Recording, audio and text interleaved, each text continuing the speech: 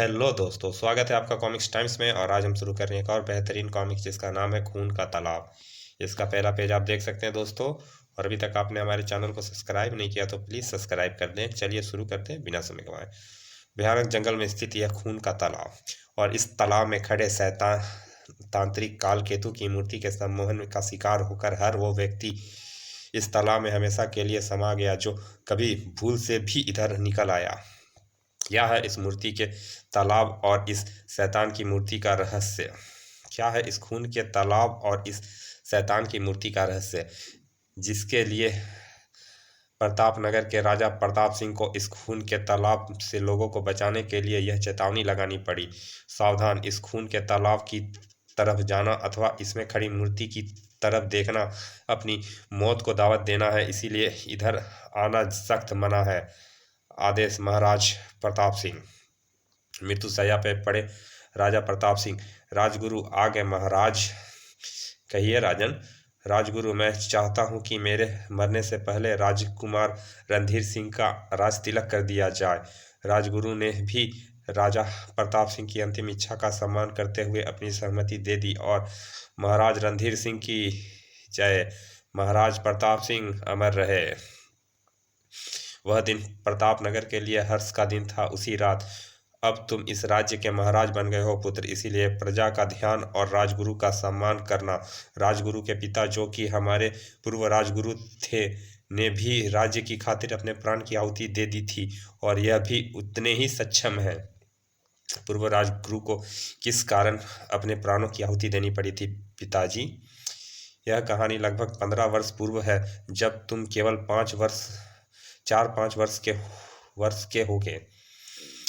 जब एक दिन राज दरबार में एक तांत्रिक आया। कहिए देव, मैं आपकी क्या सेवा कर सकता हूँ? सेवा तो मैं आपकी करने आया हूँ राजन। उसके साथ ही उस तांत्रिक ने अपना हाथ हवा में लहराया।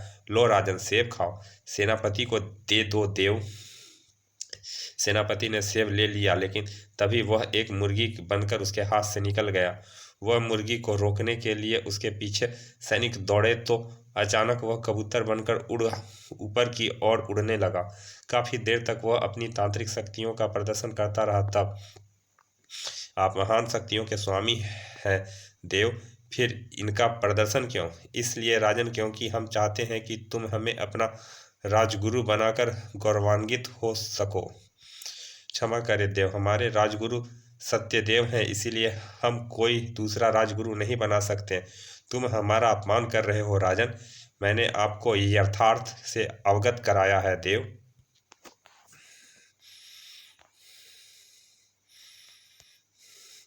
अगर तुमने मेरा असली रूप नहीं देखा राजन, शीघ्र ही तुम मुझे इसका फल दे चखना पड़ेगा। आपका क्रोध करना व्यर्थ है देव। लेकिन तांत्रिक काल केतु बिना रुके वहां से चल गया। अगले दिन राजकुमार रणधीर सिंह का 5वां जन्मदिन था, और उस मौके पर नृत्य कार्यक्रम चल रहा था। हजारों वर्ष जियो राजकुमार हमारे। वाह वाह। इसे गगन से चांद सितारे, जैसे गगन में चांद सितारे। अचानक तभी नरमुंडा हवा में प्रकट हुआ। और अब यह नरमुंडा कहाँ से आ गया? पिताजी, मेरे लाल को बचाओ महाराज। राजा प्रताप सिंह लगभग चिल्ला उठे। इस नरमुंडे को तोड़ दो सेनापति। जो आ गया महाराज। सैनिकों। सेनापति का आदेश पाते ही सैनिक उस नरमुंडी की ओर बढ़े, लेकिन जैसे ही उन्होंने नरमुंडा पर प्रहार करना चाहा है, और फिर सैनिकों के हाथ से छूटकर उनके भाले तथा तलवार ऊपर की ओर उड़ चले। ओह नहीं।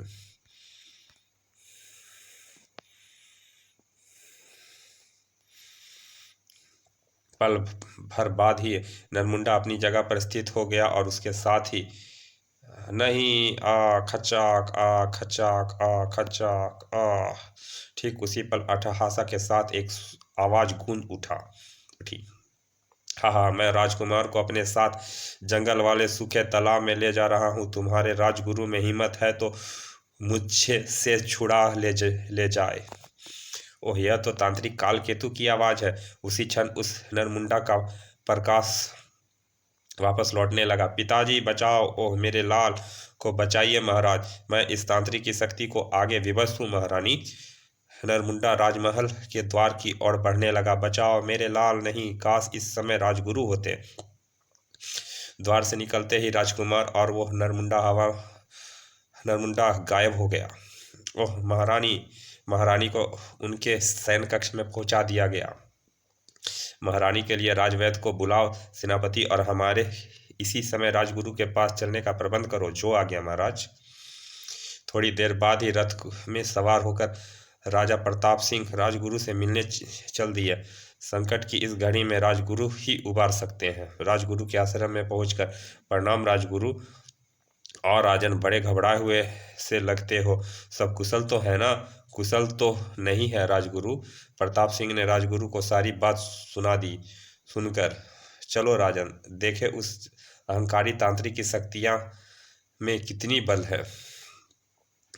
राजगुरु उसी क्षण जंगल वाले तालाब की ओर चल दिए प्रताप सिंह के साथ। कालकेतु, तेरा अंत आ रहा है। कुछ देर बाद ही वह सूखे तालाब के पास पहुंच गया।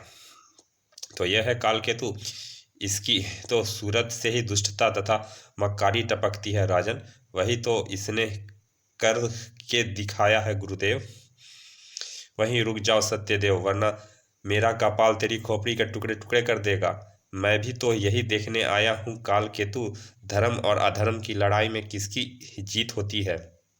अचानक ही कालकेतु ने अपना हाथ हवा में लहराया। सिर है। तभी राजगुरु ने अपना दंड सामने कर दिया। दूसरे ही पल कड़ कड़ कड़ कड़। ओह, यह राजगुरु भी तांत्रिक क्रिया जानता है। कालकेतु ने नरमुंडा उठाकर कोई मंत्र पढ़ा। इसी नरमुंडा ने राजकुमार को बेहोश किया था राजगुरु। यह उसकी कपाली शक्ति है राजन। कहने के साथ ही राजगुरु ने कोई मंत्र बुदबुदाते हुए अपना हाथ हवा में लहराया। दूसरे ही क्षण उसके हाथ में से एक शंख नजर आया। भक भक भक, और खोपड़ी के एक धमाके के साथ टुकड़े टुकड़े हो गए। प्रणाम। ओह नहीं। कालकेतु बुरी तरह से बौखला उठा। उसने धरती में गड़ा त्रिशूल खींच लिया। अब तू नहीं बचेगा सत्यदेव, तू इसे भी आजमा ले कालकेतु। कोई मंत्र पढ़कर कालकेतु ने वह त्रिशूल राजगुरु पर फेंका तो वह चिंगारियां सी छोड़ता हुआ उसकी ओर बढ़ा। ओह राजगुरु, झिन झिन, घबराओ मत राजन। उसी क्षण राजगुरु ने भी अपना दंड उस त्रिशूल की ओर फेंक मारा, और कड़ाक है। फिर जैसे कोई चमत्कार हुआ। सर, ओह नहीं। अचानक भागकर कालकेतु ने राजकुमार को उठा लिया, और अब यह त्रिशूल मेरा कुछ नहीं बिगाड़ सकता। हा हा हा। राजकुमार को छोड़ दो कालकेतु, यह दंड तुम्हारी धुनाई करने में सक्षम है। ओह नहीं।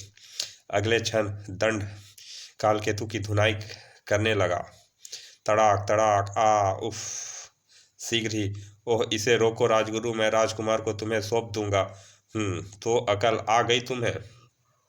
राजगुरु ने दंड वापस लौटा लिया। इस वक्त तो तुम जीत गए राजगुरु, किंतु जल्दी ही मैं तुम्हें सबक सिखाऊंगा। राजकुमार को भी होश आ गया था। कालकेतु ने राजकुमार को छोड़ दिया। मैं अपनी इस हार को भूलने वाला नहीं सत्यदेव। ठहर दुष्ट, अभी तेरे बाकी बचे कसबल भी निकालता हूँ। पिताश्री, मेरे पुत्र। लेकिन कालकेतु तुरंत वहां से भाग निकला। मैं फिर आऊंगा प्रताप सिंह, पूरी शक्ति के साथ लौटकर तुमसे बदला लूंगा। क्या तू मरना चाहता है? जाओ राजन, हारे हुए खिलाड़ी की धमकियों से डरा नहीं जाता। चलिए राजगुरु। राजा प्रताप सिंह राजकुमार को लेकर राजगुरु सहित राजमहल को वापस लौट पड़े। मगर कालकेतु अब भागकर कहीं गया नहीं था। मुझे बदला लेने के लिए बाहर 12 वर्षों का कठोर तांत्रिक तप करना होगा। इसके लिए इस सूखे तालाब से बढ़कर और कोई जगह नहीं हो सकती। उसने तालाब के नीचे एक तिलिस्मी कक्ष तैयार किया और ओम किली ओम लिंग क्रिंग क्रिंग क्रिंग स्वाहा अनुष्ठान करने लगा। शैतानों को प्रसन्न करने के लिए वह रोज जंगल जानवरों की बलि देने लगा। यह बलि स्वीकार करो और मुझे शक्ति दो स्वामी। इसी तरह बलि देते हुए उसे लगभग 12 वर्ष बीत गए। हर 12 वर्षों में वह सूखा तालाब जानवरों के खून से भरकर खून का तालाब बन चुका था। हा हा हा हा। सत्यदेव, मैं अपनी शैतानी ताकते के साथ आ रहा हूँ। उसी दिन से प्रतापनगर में आतंक वह का वातावरण छाने लगा। भागो, इस खोपड़ी से बचो, भागो नहीं। अचानक ही वह खोपड़ी कहीं प्रकट हो जाती। भागो, खोपड़ी आ गई। और फिर उसके किरणें प्रकट होती और लोगों के हुलिये जानवरों के से बन जाते। हे भगवान, यह मैं क्या बन गया हूँ। बुहू। जल्दी ही यह समाचार राजा प्रताप सिंह के पास पहुंचा। क्या तुम भी वह विचित्र समाचार लाए हो गुप्तचर? जी महाराज। और यह काम किसी जादूगर अथवा तांत्रिक का लगता है। लेकिन किसी जादूगर या तांत्रिक का हमने यहाँ हमारी प्रजा ने क्या बिगाड़ा है? इस समाचार ने राजा प्रताप सिंह की रातों की नींद हराम करके रख दी। शीघ्र ही कुछ किया ना किया गया तो प्रजा में त्राही त्राही मच उठेगी। इस समय इस समस्या को केवल राजगुरु हल कर सकते हैं। मन में यह ख्याल आते ही राजा के कुछ राहत मिली। अगले दिन सुबह ही वह राजगुरु से मिलने चल दिए। राजगुरु के आश्रम में पहुंचकर जब राजा प्रताप सिंह ने उन्हें सारी बात बताई तो राजन, मुझे ध्यान लगाकर देखना होगा कि यह किसकी करतूत है। फिर राजगुरु ध्यान होकर बैठ गए। शीघ्र ही उसके ध्यान में जो चेहरा उभरा है वो दुष्ट तांत्रिक कालकेतु फिर अपनी शैतानी ताकत के साथ लौट आया। राजगुरु ने अपनी आंखें खोल दी। कालकेतु की मृत्यु होना आवश्यक है राजन, और इसके लिए कोई ब्रह्मचार्य का पालन करने वाला अति तपस्वी स्वच्छ से अपनी देह स्वेच्छा से अपनी देह त्याग दे तो उसकी अस्थियों से बनी माला को पहनकर ही कोई कालकेतु को मार सकता है। ओह है, लेकिन फिलहाल अभी एक अनुष्ठान द्वारा कालकेतु को बांधकर उसकी तालाब में पत्थर का बुत बनाकर खड़ा किया जा सकता है। तो आप उचित समझे करे राजगुरु। 3 दिन के अनुष्ठान की तैयारी करो राजन। जी राजगुरु। अनुष्ठान की तैयारी की जाने लगी।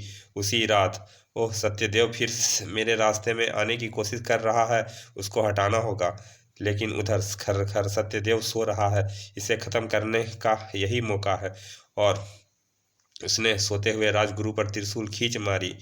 खचाक। आई साय नहीं। ठहर जा दुष्ट, तूने अपनी मौत का आह्वान किया है। रुक जाओ पुत्र, मेरे पास आओ। राजगुरु का पुत्र उनके पास आ गया। ओ पिताजी, मैं उस दुष्ट को जिंदा नहीं छोड़ूंगा। मेरी बात ध्यान से सुनो पुत्र। कालकेतु को मारने के लिए तुम्हें अति तप की आवश्यकता है। फिलहाल राजा और प्रजा की भलाई के लिए तुम वह अनुष्ठान पूरा करोगे। इसे पत्थर का बुत बना दो। मैं समझता हूँ पिताश्री, लेकिन इस दुष्ट की मौत के बिना मुझे चैन नहीं मिलेगा। तभी अच्छा पुत्र, अलविदा। हरि ओम पिताश्री। राजगुरु ने प्राण त्याग दिया। कालकेतु तू मेरे हाथों नहीं बचेगा। अगले दिन प्रातः राजकीय सम्मान के साथ राजगुरु की अंत्येष्टि कर दी गई। पिताश्री ब्रह्मचारी होते तो मैं आज ही उनकी अस्थियों की माला बनाकर दुष्ट कालकेतु का संहार कर देता। और और जय राजगुरु ने अगले दिन ही अनुष्ठान शुरू कर दिया। 3 दिन में वह अनुष्ठान निर्धारित समाप्त हो गया, निर्विरोध समाप्त हो गया। राजन, इस अंगूठी को पहनकर आप कालकेतु से युद्ध कीजिए, आपकी विजय होगी। जो आ गया राजगुरु। राजगुरु राजा के समझाने लगे। तब राजा प्रताप सिंह ने खून के तालाब के पास जाकर कालकेतु को ललकारा। तुम में हिम्मत है तो मुझसे आकर युद्ध करो कालकेतु। अगले ही क्षण कालकेतु खून के तालाब से बाहर निकला। हा हा हा, मैं इसी दिन का प्रतीक्षा में था प्रताप सिंह, जब तुम मुझे ललकारने आए और मैं तुम्हें मारकर प्रतापनगर का राज्य संभाल सकूं। उसके साथ कालकेतु ने अचानक हवा में हाथ हिलाया। हा हा हा, मरने के लिए तैयार हो जा प्रताप सिंह। अब तो तुझे मरना है दुष्ट तांत्रिक। लेकिन इससे पहले कि कालकेतु राजा पर वार करता, खचाक। कौन है जो छुप कर वार कर रहा है? हिम्मत है तो सामने आए। तूने भी तो राजगुरु को धोखे से मारा था कालकेतु। कालकेतु ने कोई मंत्र पढ़ते हुए अपने हाथ पर जोर से एक फूंक मारी तो अगले क्षण उसका कटा हुआ हाथ फिर से आ जुड़ा। तेरा हिमायती मेरा कुछ नहीं बिगाड़ सकेगा प्रताप सिंह, वह भी तेरे साथ ही मारा जाएगा। हा हा हा, मरने से पहले खूब अट्ठहासा लगा ले कालकेतु। कालकेतु ने दोबारा हवा हवा में हाथ उठा लहराया तो उसके हाथ में एक गदा आ गई। यह गदा तेरी मौत का दूत है प्रताप सिंह, अपनी मौत की बात कर कालकेतु। लेकिन तभी कहीं से एक बाण चला और गदा से टकराया। टनाक। ओह, यह कौन है जो मेरी शैतानी ताकतों को मात दे रहा है? बड़ा। चलिए दोस्तों, इस कॉमिक्स का पहला भाग यहाँ समाप्त करते हैं। मिलते हैं इसके दूसरे भाग में। और अभी तक आपने हमारे चैनल को सब्सक्राइब नहीं किया तो प्लीज़ सब्सक्राइब कर दें। चलिए मिलते हैं इसके दूसरे भाग में, तब तक के लिए धन्यवाद, विदा।